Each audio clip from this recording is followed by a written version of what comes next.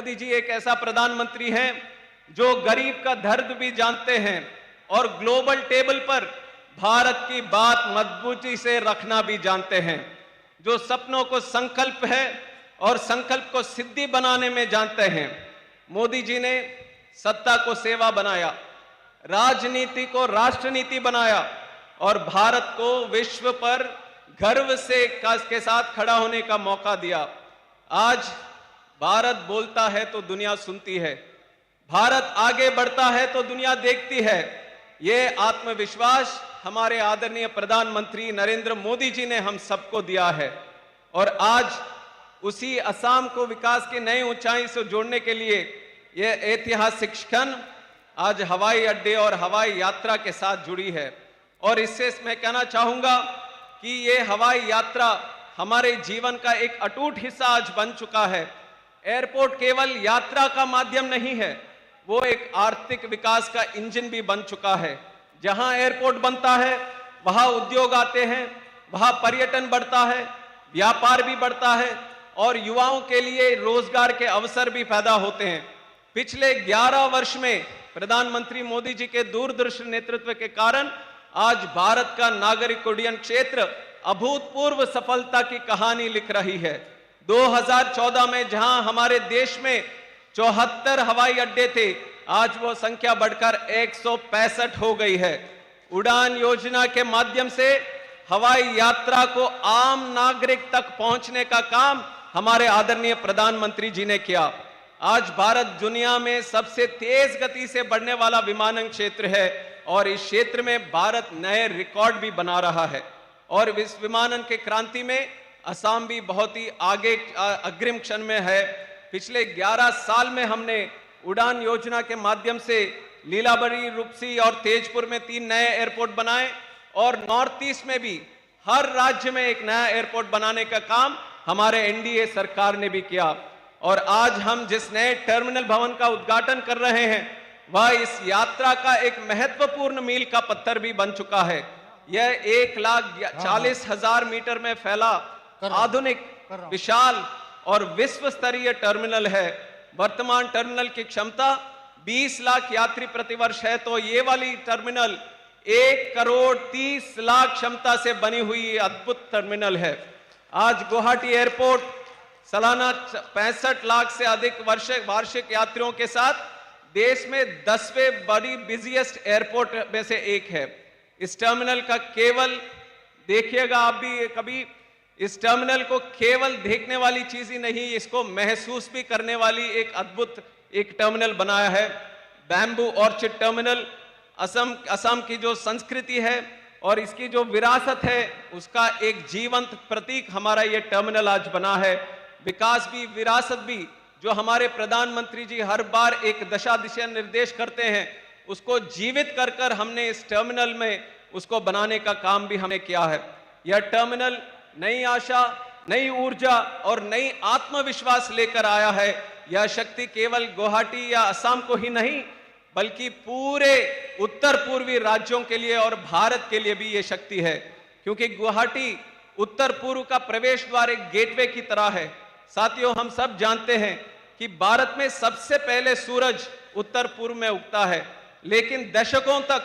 इस क्षेत्र को वो रोशनी नहीं मिल पाई जिसका ये प्रांत एक हकदार था। प्रधानमंत्री जी के नेतृत्व में वो स्थिति बदली। आज उत्तर पूर्व में सूरज नई रोशनी, नई विकास और नए विश्वास को भी लेकर आगे बढ़ रहा है। मैं व्यक्तिगत अनुभव के साथ में कहना चाहता हूं, उत्तर पूर्वी की सुंदरता,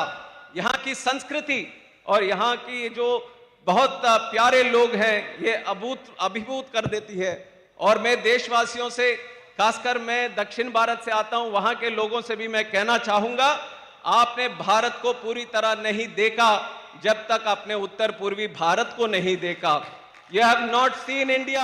until you have seen north east India. आइए, असम आइए, उत्तर पूर्व आइए और इस महसूस कीजिए, इसे जिए, इसे जानिए। यह टर्मिनल असम के लिए दुनिया के द्वार खोलता है।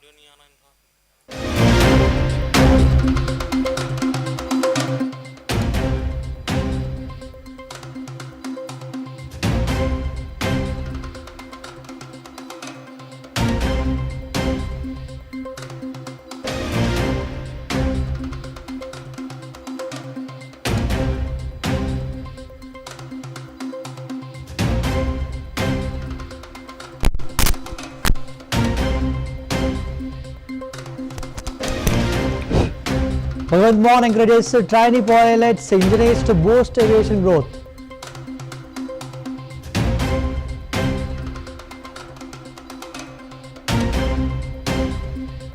Gaurav Bhatia slams Rahul Gandhi questions foreign visits, anti-India links.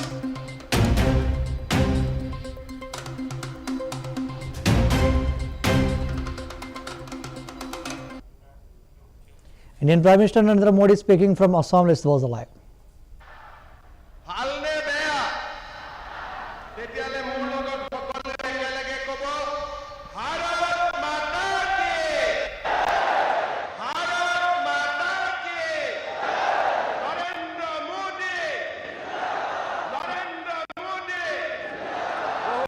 ধন্যবাদ আজিৰ সভাত আমাৰ মাজত উপস্থিত থাকি আমাক সকলোকে গুৱাহাটী আন্তৰ্জাতিক বিমানবন্দৰৰ নতুন টাৰ্মিনেল উপহাৰ দিয়া বিশ্বৰ আটাইতকৈ জনপ্ৰিয় নেতা প্ৰধানমন্ত্ৰী শ্ৰী নৰেন্দ্ৰ মোদী ডাঙৰীয়া অসমৰ ৰাজ্যপাল শ্ৰী লক্ষ্মণ প্ৰসাদ আচাৰ্য ডাঙৰীয়া মাননীয় কেন্দ্ৰীয় বিমান পৰিবহণ মন্ত্ৰী শ্ৰী ৰামমোহন নাইডু ডাঙৰীয়া ভাৰত চৰকাৰৰ সন্মানীয় মন্ত্ৰী সৰ্বানন্দ সোণোৱাল ডাঙৰীয়া ৰাজ্যিক মন্ত্ৰী পবিত্ৰ মাৰ্ঘেৰিটা ডাঙৰীয়া আদানী গ্ৰুপৰ অধ্যক্ষ শ্ৰী গৌতম আদানী ডাঙৰীয়া লোকপ্ৰিয় গোপীনাথ বৰদলৈৰ সুযোগ্য সন্তান বলিন বৰদলৈ ডাঙৰীয়া অসম চৰকাৰৰ সন্মানীয় মন্ত্ৰী সাংসদ আৰু বিধায়কসকল উপস্থিত ৰাইজ আইমাতৃসকল আৰু যুৱক যুৱতী বন্ধু বান্ধৱীসকল আজি আমাৰ ৰাজ্যখনৰ বাবে এটা গৌৰৱ আৰু আনন্দৰ দিন অলপ আগতে ভাৰতৰ মাননীয় প্ৰধানমন্ত্ৰী শ্ৰী নৰেন্দ্ৰ মোদী ডাঙৰীয়াই ভাৰত ৰত্ন লোকপ্ৰিয় গোপীনাথ বৰদলৈ আবক্ষ মূৰ্তি উন্মোচন কৰিছিলে আৰু তাৰ লগে লগে গুৱাহাটী বিমানবন্দৰৰ নতুন টাৰ্মিনেল বিল্ডিঙৰ শুভ উদ্বোধন কৰিছিলে আমি সকলোৱে জানো যে আন্তৰ্জাতিক বিমানবন্দৰৰ এই টাৰ্মিনেলটো অসমৰ বাহেৰে ইয়াক নিৰ্মাণ কৰা হৈছে কপৌ ফুলৰ আৰ্হিৰে ইয়াক নিৰ্মাণ কৰা হৈছে আৰু কাজিৰঙাকে ধৰি আমাৰ ৰাজ্যখনৰ জৈৱ বৈচিত্ৰ্য সন্মুখত ৰাখি এই সুন্দৰ টাৰ্মিনেল বিল্ডিং নিৰ্মাণ কৰা হৈছে এই টাৰ্মিনেল বিল্ডিং কেইবছৰমান আগলৈকে অসমে এনেকুৱা অত্যাধুনিক টাৰ্মিনেল বিল্ডিং দেখা পাব তাক আমি চিন্তাও কৰিব পৰা নাছিলো আজি প্ৰধানমন্ত্ৰী নৰেন্দ্ৰ মোদী ডাঙৰীয়াৰ আশীৰ্বাদত আজি আমি গুৱাহাটীত এনে এক বিমানবন্দৰ লাভ কৰিছো যে ই দেশৰ ভিতৰতে এটা অন্যতম সুন্দৰ বিমানবন্দৰলৈ ৰূপান্তৰিত হ'ব আমাৰ গুৱাহাটী বিমানবন্দৰত 1,30,00,000 যাত্ৰীয়ে বছৰত অহা যোৱা কৰাৰ সুবিধা পাব আৰু তাৰ লগে লগে এই বিমানবন্দৰৰ আৰু নতুন টাৰ্মিনেল বনোৱাৰো ব্যৱস্থা ইয়াতে সন্নিবিষ্ট কৰা হৈছে এই টাৰ্মিনেল বিল্ডিঙৰ লগে লগে আমাৰ ইয়াতে এটা এৰো হাব 60 একৰ মাটিত নিৰ্মাণ কৰা হ'ব হোটেল কনভেনশন সেন্টাৰ বিভিন্ন ধৰণৰ ইয়াত সংযোজন হ'ব নিবনুৱা যুৱক যুৱতী কৰ্ম সংস্থাপনৰ বাবে এমআৰও পাইলট ট্ৰেনিংৰ বাবে সিমুলেশন সেন্টাৰ এনে বহুত ব্যৱস্থাই এই গুৱাহাটী বিমানবন্দৰত আমি দেখা পাম প্ৰধানমন্ত্ৰী নৰেন্দ্ৰ মোদী ডাঙৰীয়াৰ প্ৰচেষ্টাত আজি আমাৰ ৰাজ্যখনে চৌদিশে আগবাঢ়িছে যোৱাবাৰ তেখেত আমাৰ মাজলৈ আহিছিল আমাক গুৱাহাটী ৰিং ৰোডৰ উপহাৰ দিছিলে কেইমাহমান আগতে তেখেতে আমাক আহি নুমলীগড় সুধানগৰত বাঁহৰ পৰা ইথানেল বনোৱা এটা নতুন ব্যৱস্থা নতুন কাৰখানা আমাক উপহাৰ দিছিল এইবাৰ প্ৰধানমন্ত্ৰী নৰেন্দ্ৰ মোদী ডাঙৰীয়াই গুৱাহাটী বিমানবন্দৰৰ টাৰ্মিনেল উদ্বোধনৰ লগে লগে অহাকালি তেখেতে নামৰূপলৈ যাব আৰু নামৰূপতো 12 লাখ মেট্ৰিক টন উৎপাদন কৰিব পৰা এটা সাৰ কাৰখানাৰ ভূমি পূজন প্ৰধানমন্ত্ৰী ডাঙৰীয়াৰ কৰকমলেৰে আৰম্ভ হ'ব আজি আমাৰ বাবে অসমৰ বাবে এটা ডাঙৰ গৌৰৱৰ দিন যে অহাকালি প্ৰধানমন্ত্ৰী নৰেন্দ্ৰ মোদী ডাঙৰীয়াই গুৱাহাটীৰ বৰাগাঁৱত অসম আন্দোলনৰ জাতীয় শ্বহীদসকলৰ স্মৃতিত আমি নিৰ্মাণ কৰা শ্বহীদ স্তম্ভলৈও যাব আৰু ভাৰতৰ তেখেত প্ৰথম প্ৰধানমন্ত্ৰী হ'ব যোনে অসম আন্দোলনৰ বীৰ শ্বহীদসকললৈ শ্ৰদ্ধাঞ্জলি জ্ঞাপন কৰিব আমাৰ বাবে প্ৰধানমন্ত্ৰী ডাঙৰীয়াৰ এই অসম ভ্ৰমণ অত্যন্ত গুৰুত্বপূৰ্ণ আৰু এখন নতুন অসমৰ প্ৰতিচ্ছবি আজি আমি স্পষ্টভাৱে সন্মুখত দেখা পাইছো অহা জানুৱাৰী মাহত তেখেতে আমাৰ মাজলৈ আকৌ আহিব কাজিৰঙাৰ ওপৰত এলিভেটেড কৰিডৰ 32 কিলোমিটাৰৰ এলিভেটেড কৰিডৰ নিৰ্মাণৰ কাম আৰম্ভ কৰিবলৈ তেখেত আমাৰ মাজলৈ আহিব আৰু গেলেফু আৰু কোকৰাঝাৰৰ মাজত নতুন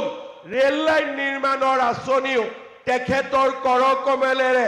জানুৱাৰী মাহত আৰম্ভ হ'ব জানুৱাৰী মাহতে তাৰ পিছত ফেব্ৰুৱাৰী মাহত আমি প্ৰধানমন্ত্ৰী ডাঙৰীয়াক অসমলৈ আকৌ নিমন্ত্ৰণ কৰিছো যাতে তেখেতৰ কৰকমলেৰে গুৱাহাটী আৰু উত্তৰ গুৱাহাটীৰ মাজত থকা ব্ৰহ্মপুত্ৰ দলঙৰ শুভ উদ্বোধন হ'ব পাৰে আৰু বৰাক উপত্যকাত নতুন দলু বিমানবন্দৰৰো আধাৰশিলা স্থাপন হ'ব পাৰে আমি অসমীয়াই এই সময়ছোৱাত যিমান উন্নতি দেখিছো কেতিয়াও আমি আগতে ইমান উন্নতি দেখা নাছিলো এই উন্নতি আমি কাৰ বাবে দেখা পাইছো এয়া হৈছে আমাৰ প্ৰধানমন্ত্ৰী নৰেন্দ্ৰ